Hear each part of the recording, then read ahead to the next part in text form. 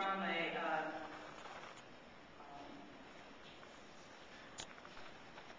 new manuscript called Toxic Flora, and the poems are mostly inspired and sometimes ripping off the science section of the New York Times. On deceit as survival. Darwin could not believe an insect would visit a blossom that had no reward and insisted that the green-winged orchid must withhold its nectar deep inside. But he was deceived as well, since this orchid does not offer nectar in its own Darwinian desire to attract and rid itself of the useful bee. Still others smell like feces or carrion for the sort that prefers to lay eggs in such environs. Yet another species resembles a female bumblebee, ending in frustrated trysts, or appears to be two fractious males, which also attracts, no surprise, a third curious enough to join the fray. What to make of highly evolved beauty bent on deception as survival, liposuction, rejuvenated clitoris, plump lips, and plead with daughters to forget the enhanced buttocks and rely on soap as fragrance. But how can a mother instruct on deceit when girls so readily flaunt thigh and bone, and when parking lots are replete with broken fences and the preternatural buzz of the car alarm?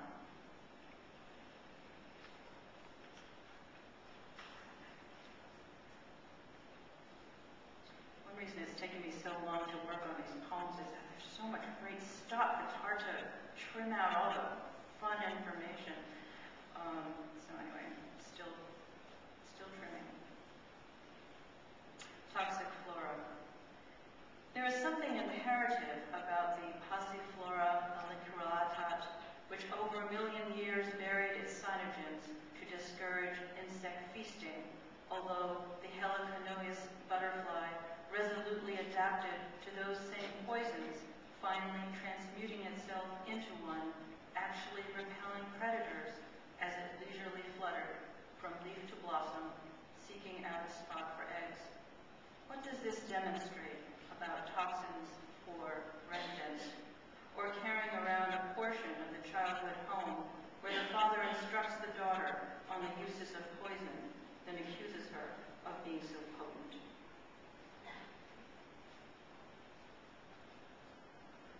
Passion. The Rafflesia, whose blossoms measure a yard across and evolved from the poinsettia and passion family, smells as rank as rotten flesh, so that carrion flies searching for a stinking carcass will assist in its pollination.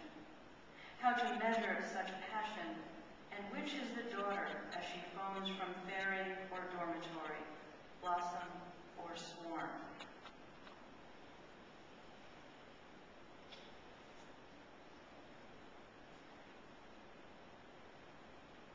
Sustenance.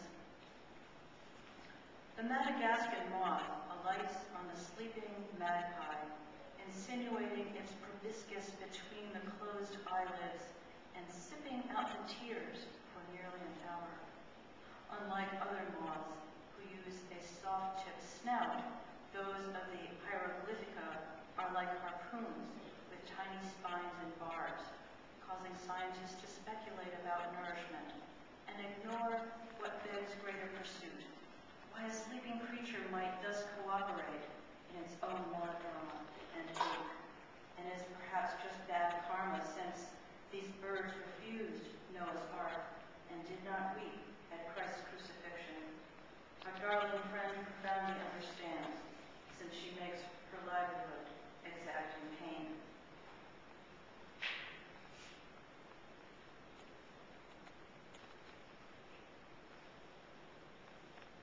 Not all of these are about bugs, but I guess a lot of them are. Awareness.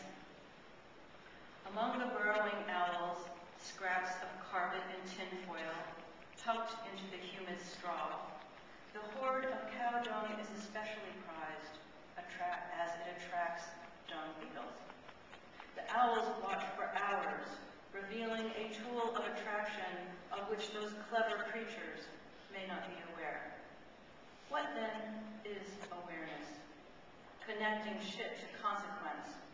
The flicker that links, say, chlorine to climax, or who consumed whom at faculty picnics.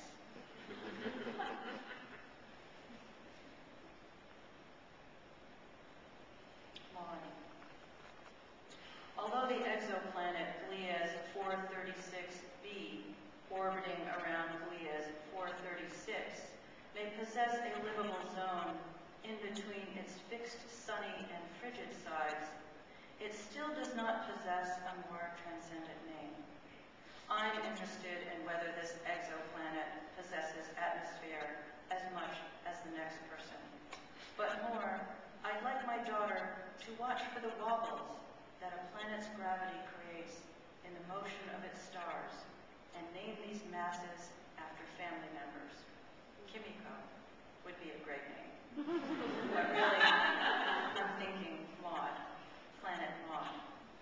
To imagine qualities would be to suggest the obvious attributes a daughter might bestow on her mother, my mother. But rather than be obvious, I would take pleasure in naming any planet after her, though, if pressed, I imagine one as petite, habitable, remote, and owning a number of moons. An atmosphere, surely. There was a short time I wanted the same daughter to go into mycology to name a fungus after the men in the family. I don't think either would be asking too much. A couple more. On being coy. Many fish in those murky ocean caves of Mexico, Brazil, Croatia, and Oman have no eyes, though in the streams outside, clear as a frat bar in 75, the males zip around and nip the females to test chemical signals and harass with so much sex that the females often cease to exist. Better off with a slower line suitor, I say, than think of Marvell's rough strife, which I adore. See, a little coyness can work to cloud the current, those black lizard boots instead of mules, that Manhattan tourist spot, he's 25, I'm 40, he demands one thing, well, two, my feet. See what I mean? Little has changed in the carpe diem, or the simmering, transparent stream.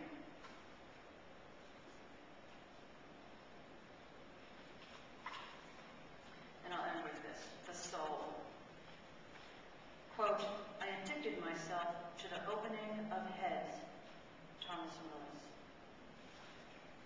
A physician of King Charles II, Willis was intrigued by the curious quilted ball, receiver of animal electricity, but could not bring himself to identify the brain as the bodily home of the soul. But why cite region on behalf of invisible impulse? What prompts one child to warn her mother that she doesn't want to read about her affairs with boys in muscle cars, but that she is glad to know the collections will survive her as a keepsake of extreme explanation, and prompts the other daughter to write so viciously of family vacations the father renounces her?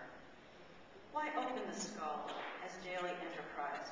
Why research what is transparent? Why not see the soul for what it is, that sideswipe, that riptide